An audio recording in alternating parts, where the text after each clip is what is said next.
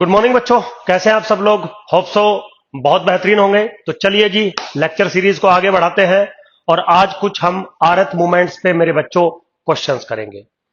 तो पिछली क्लास में मैंने आरएथ मूवमेंट्स आपको पढ़ाए थे, बहुत सारे टाइप के।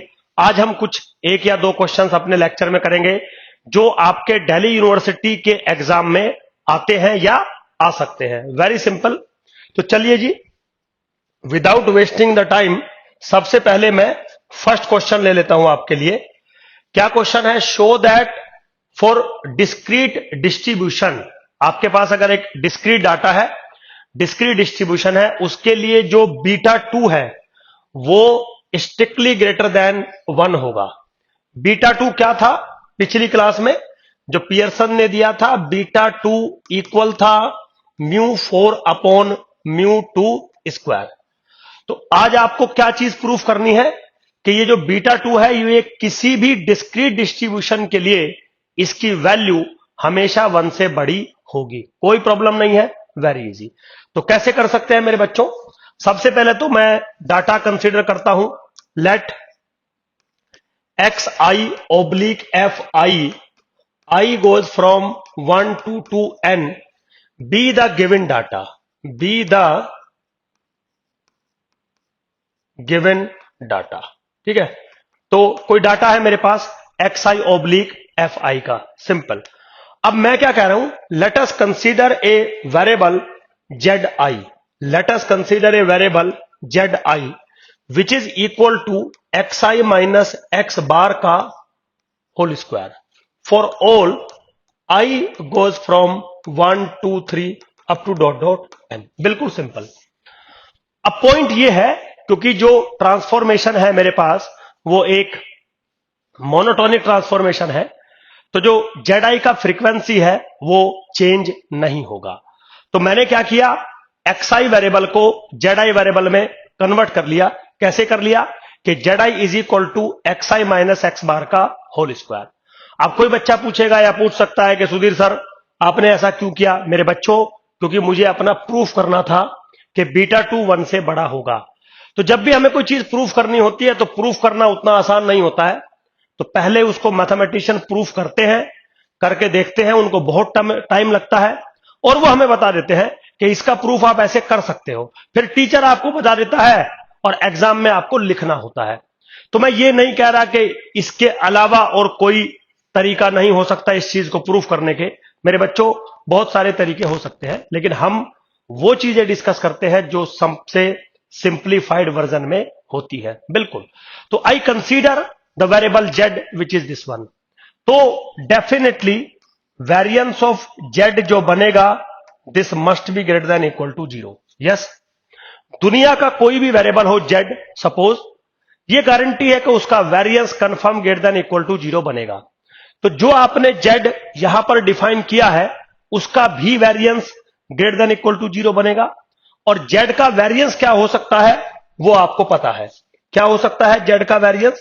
जेड का वेरिएंस हो सकता है 1 upon N summation I goes from 1 to N F of I Z i square minus 1 upon N summation I goes from 1 to N F of I z of i का whole square. Yes, variance का ये formula हुआ करता था।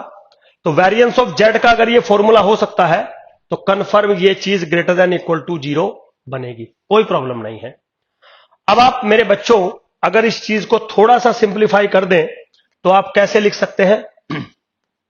1 upon N summation I goes from 1 to N F of I. Z I किसके बराबर है?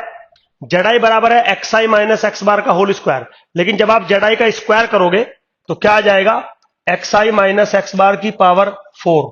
चलिए, ये चीज जब उधर जाएगी 0 के तो ये ग्रेटर देन इक्वल टू बन जाएगी। और कैसे लिखोगे? 1 upon N summation I goes from 1 to N F of I. Z I क्या है? एक्स आई माइनस एक्स बार का होल स्क्वायर, ब्रैकेट के बाहर स्क्वायर। Very simple. अब अगर आप अगर थोड़ा सा गौर से देखें तो basically this is what, this is μ4, this is what, अंदर वाली चीज μ2, और उसका स्क्वायर कर रखा है।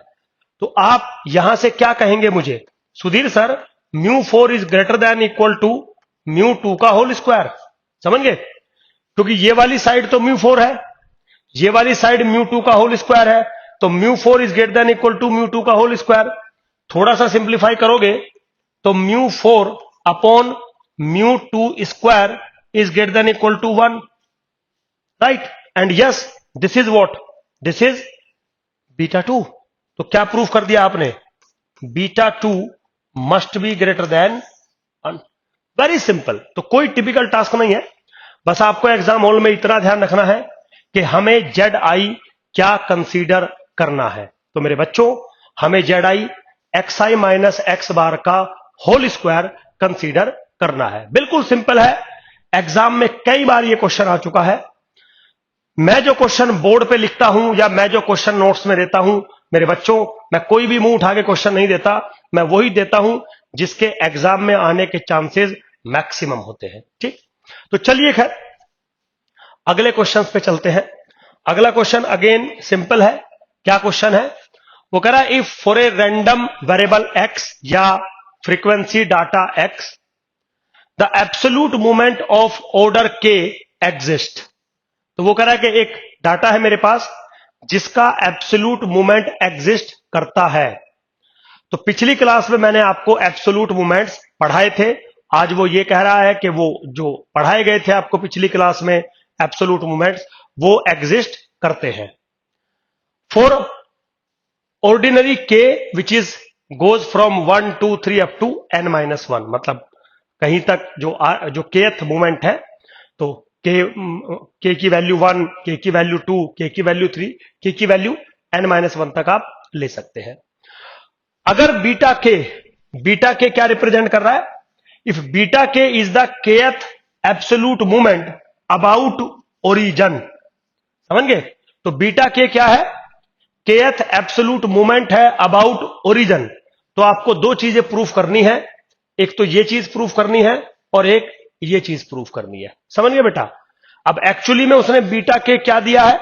बीटा के उसने दिया है kth absolute movement about origin. इसका मतलब beta K is nothing but 1/n summation i goes from 1 to n f of i absolute value of xi to the power k। ये है आपका beta K according to the question. तो beta K जो define किया गया है वो kth absolute movement define किया गया है अबाउट 0। तो मैंने साइड में लिख दिया। अब बीटा के को ये मानते हुए आपको ये दो चीज प्रूफ करनी है। चलिए, वेरी सिंपल। तो मेरे बच्चों, सबसे पहले तो थोड़ा सा इसको हम हटा देते हैं यहां से, क्योंकि क्वेश्चन की अब मुझे नीड नहीं है, क्वेश्चन मेरा हो गया। क्वेश्चन को थोड़ा सा हम साइड में ले लेते हैं, क्वेश्चन को थोड़ा सा हम साइड में ले लेते हैं और अपनी बात हम प्रूफ करते हैं। तो सबसे पहले तो बीटा के किसके बराबर बना रखा है आपने? 1/n summation i goes from 1 to n f of i modulus value of xi to the power k, equation number star. So this is what basically the kth movement या kth absolute movement about point 0। ठीक है बेटा? अब एक चीज, जैसे मैंने पिछले क्वेश्चन में कुछ कंसीडर किया था, यहां पे भी मैं एक बात कंसीडर करना चाहता हूं। क्या कंसीडर है? देखिए, लेट अस कंसीडर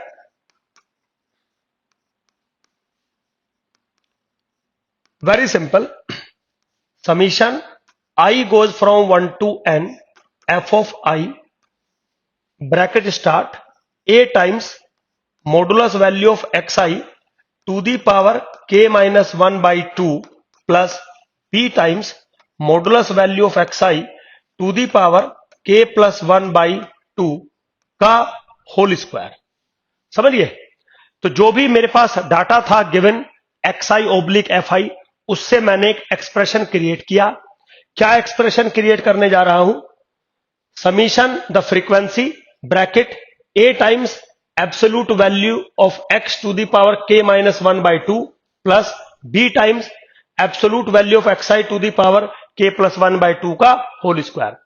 अब ऐसा कंसीडर अगर मैं करूं तो कुछ भी मैं a ले लूं और कुछ भी मैं b ले लूं, ये जो होल एक्सप्रेशन बनेगा, this must be greater than equal to 0 for all a और ऑल बी। क्यों? क्योंकि फ्रीक्वेंसी हमेशा पॉजिटिव होती है, और ये जो अंदर वाली चीज है, जब आप इसका परफेक्ट स्क्वायर करोगे तो वो पॉजिटिव बनेगी, और पॉजिटिव चीजों का सम हमेशा पॉजिटिव होता है। ग्रेटर देन इक्वल टू 0 का सम हमेशा ग्रेटर देन इक्वल टू 0 है। तो वट एवर बी ए और वट एवर बी बी, ये जो एक्सप्रेशन आपके सामने लिखा गया है, ये must be greater than equal to 0। तो मेरा क्लेम है कि whatever be the data, summation of this thing is always greater than equal to 0 for all a and for all b. इसमें मुझे कोई प्रॉब्लम नहीं है। अब मैं ये कह रहा हूं कि अब आप इस चीज का परफेक्ट स्क्वायर खोलिए। परफेक्ट स्क्वायर खोलेंगे तो आपको क्या मिलेगा मेरे बच्चों? आपको मिलेगा summation I goes from 1 to N F of i bracket a square mod of x i to the power k minus 1। आप ए इसका स्क्वायर करोगे ना, जब स्क्वायर करोगे तो जो नीचे 2 है वो कट जाएगा उससे। Now plus b square mod of x i to the power k plus 1 plus twice a into b mod of x i to the power k, है ना। तो के माइनस 1/2 और प्लस के प्लस 1/2 कैंसिल आउट हो जाएगा, k बचेगा। Now bracket close, this is greater than equal to 0 for all a comma b. ठीक है बेटा, बिल्कुल सिंपल है, कोई भी ऐसा रॉकेट साइंस नहीं है मेरे पास, अगर आप थोड़ा सा चीजों को गौर से देखें तो। अब मैं एक चीज आपको समझाना चाहता हूं पहले, उसके बाद हम काम करेंगे कुछ। वो कहता है कि मैथमेटिक्स में मेरे पास एक एक्सप्रेशन होता है, या आप अभी एक्सप्रेशन मत लगाइए, पहले आप इसको n से डिवाइड कर दीजिए। चलिए पहले n से डिवाइड कर देते हैं। तो जब लेफ्ट हैंड साइड को n से डिवाइड करोगे तो राइट हैंड साइड को भी n से डिवाइड करोगे, लेकिन राइट हैंड साइड में तो 0 लिखा है, n से डिवाइड करने से कोई फर्क नहीं पड़ेगा। चलो कोई बात नहीं। अब अगर आप इस ब्रैकेट को ओपन करें तो जो पहले वाली टर्म है वो क्या बनेगी?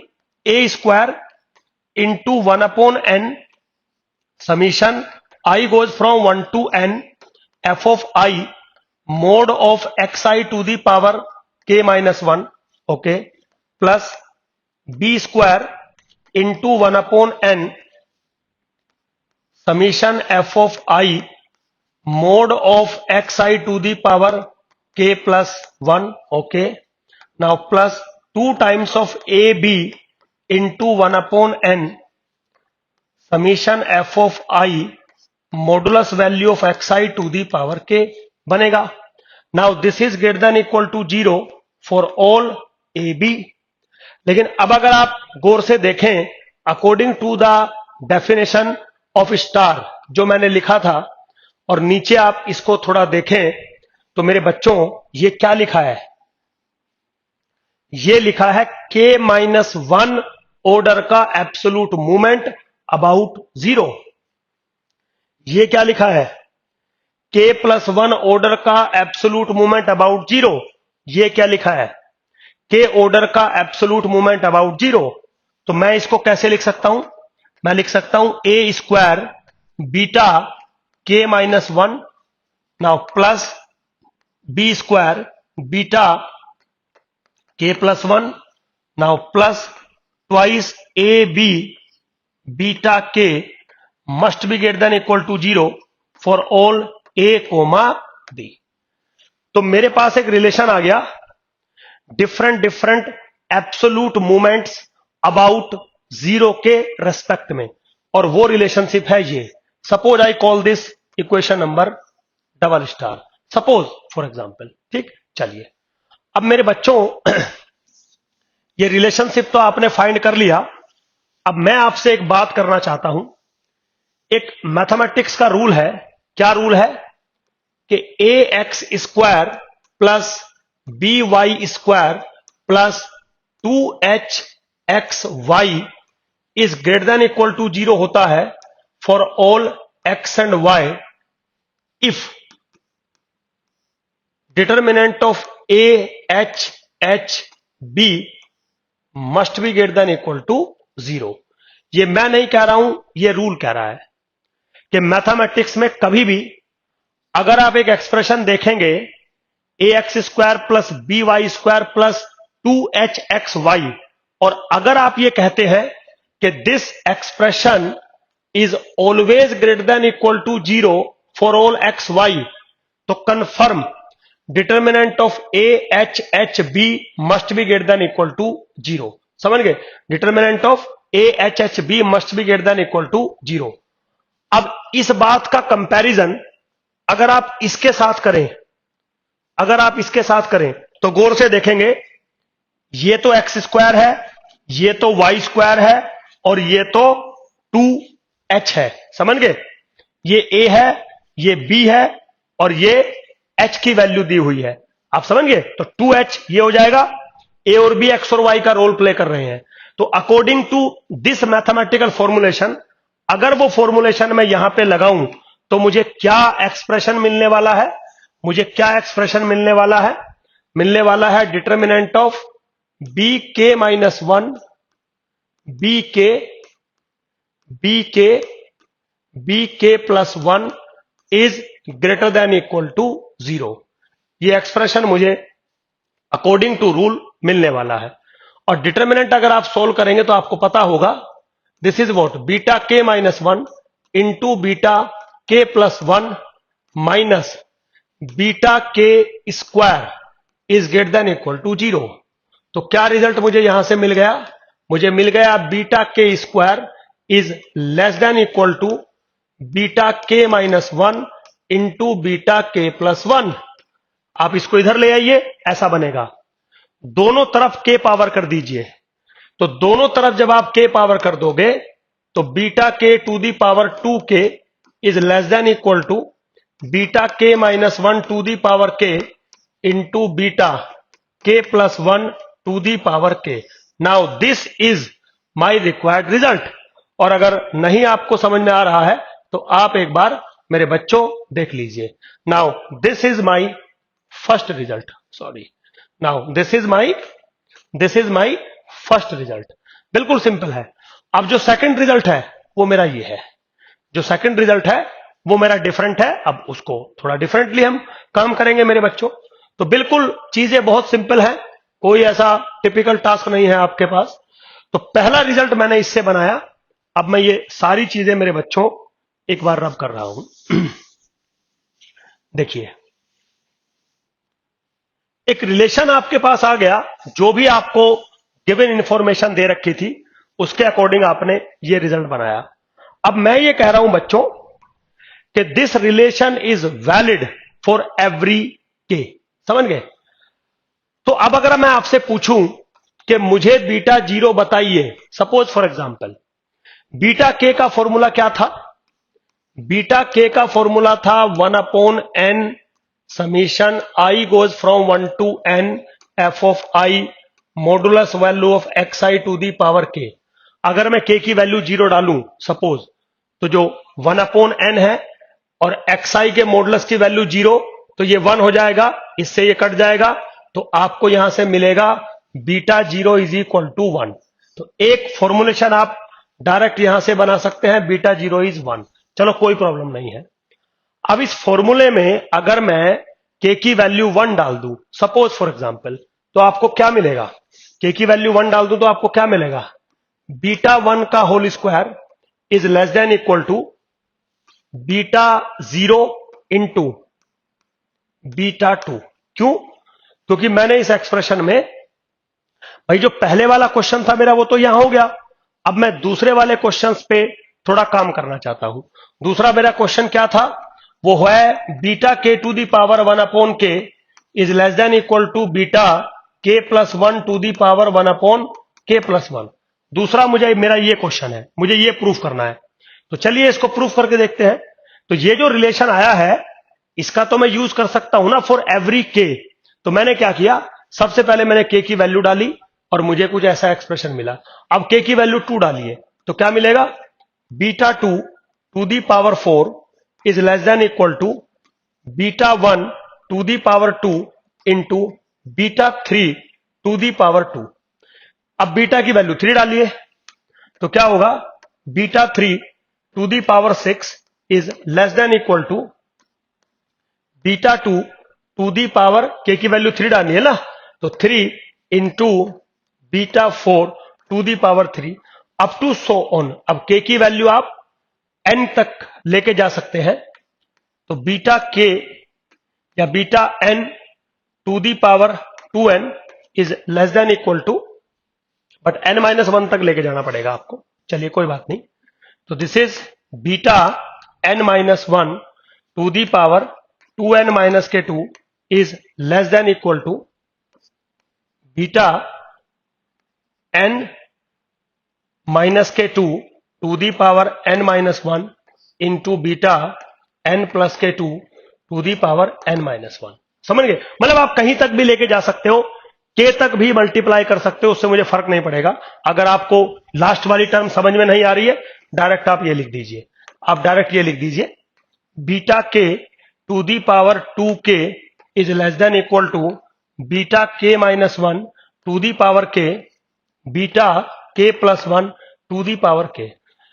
अब मेरे बच्चों, अगर आप इस एक्सप्रेशन को गौर से देखेंगे ना, आप इस एक्सप्रेशन को अगर गौर से देखेंगे, तो बीच वाली जितनी भी टर्म्स हैं वो सब की सब कैंसिल आउट होती चली जाएंगी, और आप मल्टीपल करोगे, लेफ्ट हैंड साइड का मल्टीपल लेफ्ट हैंड साइड के साथ, और राइट हैंड साइड का मल्टीपल जब आप राइट हैंड साइड के साथ करेंगे, मतलब जितनी भी इनइक्वालिटी है, जब उन सब का मल्टीपल करेंगे, तो जो आपको जो एक्सप्रेशन मिलेगा वो मिलेगा beta k to the power k plus 1 is less than equal to beta k plus 1 to the power k. ये मिलने वाला है। ठीक है बेटा, बिल्कुल सिंपल है। अब आप कुछ मत करो, 1 अपॉन के इंटू के प्लस 1 पावर कर दो। तो जब आप पावर करोगे, कौन से वाली पावर करोगे, 1 अपॉन के इंटू के प्लस 1, तो इधर भी करना पड़ेगा, 1 अपॉन के इंटू के प्लस 1 पावर करनी पड़ेगी। तो रिजल्ट क्या मिलेगा आपको, beta k to the power 1 upon k is less than equal to beta k plus 1 to the power 1 upon k plus 1। That's it. और यही मेरा रिक्वायर्ड रिजल्ट है मेरे बच्चों। तो बहुत सिंपल है कैलकुलेशन। अगर आपको थोड़ा यहां समझ में नहीं आई तो मैंने नोट्स में बिल्कुल प्रॉपर लिखा हुआ है, लेकिन इसमें कोई ऐसा रॉकेट साइंस नहीं है कि कोई चीज समझ में नहीं आई। पहले इनइक्वालिटी बनाई मैंने 1 2 3 4 अप टू सो ऑन तक, फिर इनइक्वालिटी को मैंने मल्टीपल कर दिया, जितनी भी इनइक्वालिटी है, बीच वाली टर्म सारी कट जाएंगी, लास्ट वाली टर्म बचेंगी, उनके बीच से ये रिलेशन बचेगा, पावर करके जो मुझे प्रूफ करना था ऐसा मैंने प्रूफ कर दिया मेरे बच्चों। बिल्कुल सिंपल है।